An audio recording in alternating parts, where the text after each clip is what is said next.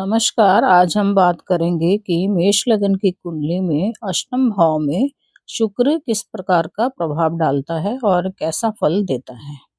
इससे पहले हम प्रथम भाव से लेकर सप्तम भाव तक मेष लगन की कुंडली में शुक्र का फलाफल बता चुके हैं।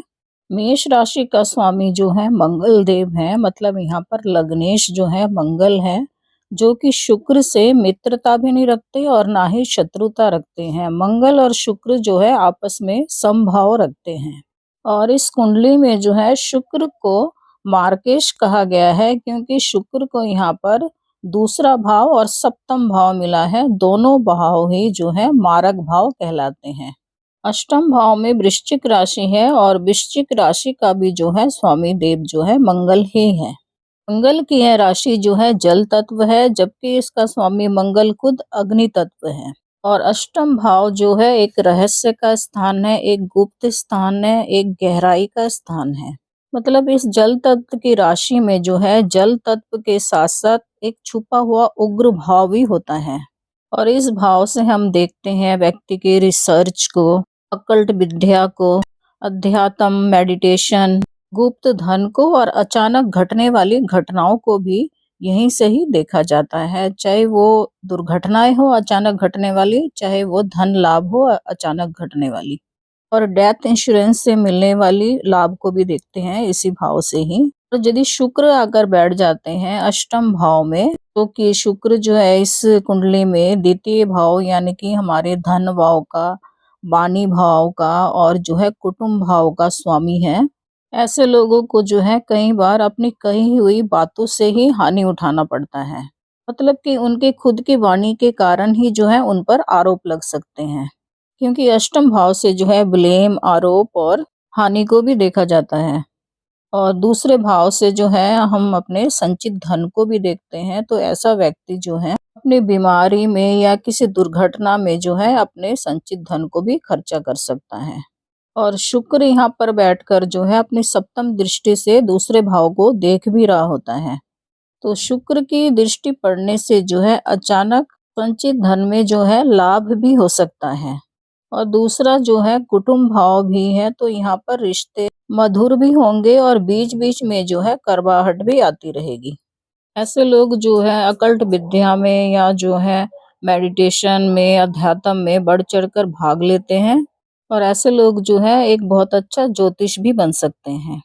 अब शुक्र जो है यहाँ पर सप्तम भाव का भी स्वामी है, और सप्तम भाव से हम अपने जीवन साथी को देखते हैं, हमारे पार्टनरशिप के व्यवसाय को देखते हैं। सप्तमेश का अष्टम भाव में आना जो है ठीक नहीं माना गया है। शुक्र के यहाँ पर बैठने से जो है वैवाहिक जीवन कई बार तनावपूर्ण हो जाते हैं, वैवाहिक जीवन में समस्याएं पैदा होना शुरू हो जाते हैं। और कुंडली में यदि मंगल भी अशुभ अवस्था में हो, या शुक्र और मंगल जो है अष्टम भाव में ही बैठे हो, या शुक्र जो है राहु के प्रभाव में हो, तो इस तरह का व्यक्ति जो है कैरेक्टरलेस हो सकता है। ऐसे व्यक्ति के जो है एक्स्ट्रा मैरिटल अफेयर हो सकते हैं। मतलब ऐसे व्यक्तियों का जो है वैवाहिक जीवन खराब हो सकता है। और कई बार ऐसा भी देखा गया है कि जीवन के एक पड़ाव के बाद जो है व्यक्ति आध्यात्मिक बन जाता है, क्योंकि अष्टम भाव जो है अध्यात्म का भी भाव है, हमारे अवचेतन मन का भाव है। तो शुक्र यदि किसी पाप ग्रह के प्रभाव में ना हो, तो व्यक्ति जो है यहाँ पे शुक्र होने से अध्यात्म की ओर भी जा सकता है। अब वृश्चिक राशि में जो है 3 नक्षत्र आते हैं। पहला नक्षत्र आता है विशाखा, जिसके स्वामी है गुरु बृहस्पति। तो शुक्र यदि विशाखा नक्षत्र में हुआ, गुरु के नक्षत्र में, तो ऐसा व्यक्ति जो है आध्यात्मिक होगा, किसी बुरी प्रभाव से बचा रहेगा, क्योंकि ये जो है गुरु के कंट्रोल में होगा उस समय। और यहाँ पर दूसरा नक्षत्र आता है वृश्चिक राशि में अनुराधा नक्षत्र। इसके स्वामी है शनि देव। शनि और शुक्र में जो है आपस में गहरी मित्रता है।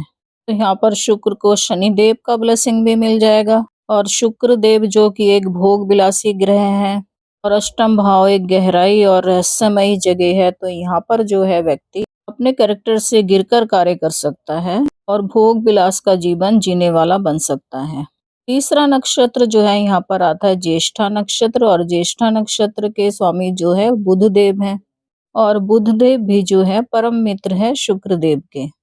तो बुध के नक्षत्र में भी यदि शुक्र होता है तो इस तरह का व्यक्ति भी जो है भोग विलासी ही होता है। शुक्र पर यदि यहाँ पर चंद्रमा की दृष्टि पड़ रही हो या गुरु बृहस्पति की दृष्टि पड़ रही हो तो ऐसा व्यक्ति जो है सदाचारी, ज्ञानी और पवित्र वैवाहिक जीवन को जीने वाला होता है। वैसे ज्यादातर केसों में यही देखा गया है कि सप्तमेश का अष्टम भाव में बैठना वैवाहिक जीवन के लिए समस्याएं ही पैदा करता है।